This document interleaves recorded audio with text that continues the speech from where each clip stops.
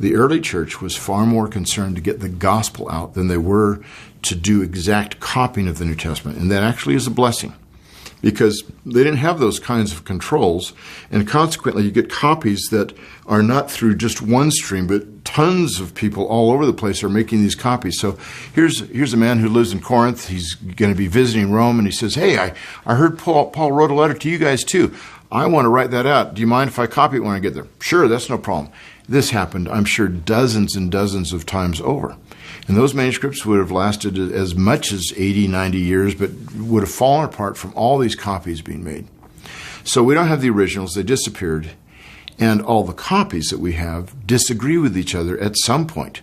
Sometimes it's quite a few disagreements.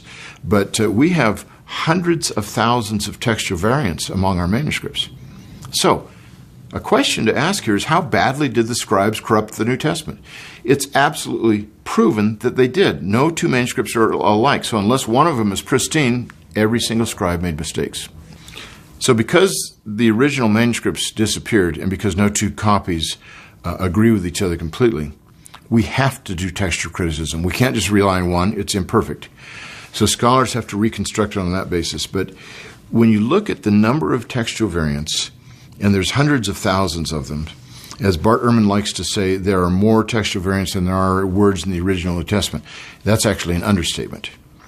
But you have to not just look at the number of variants, you have to look at the nature of these variants. And the best estimates are that at least 99.8% of them affect nothing. Most are spelling differences. There's different ways to spell John. There's different ways to spell Mary. They're not going to affect anything.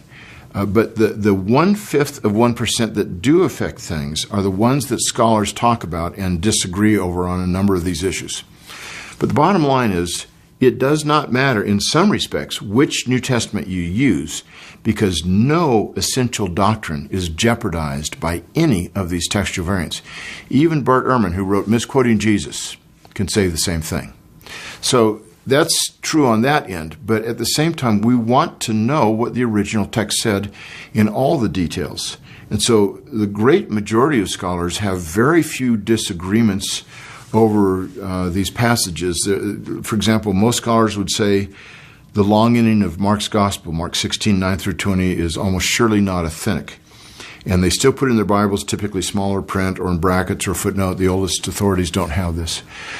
So there's a wide consensus on the vast majority of textual variants. And again, there's no essential doctrine that's jeopardized by any of these textual variants.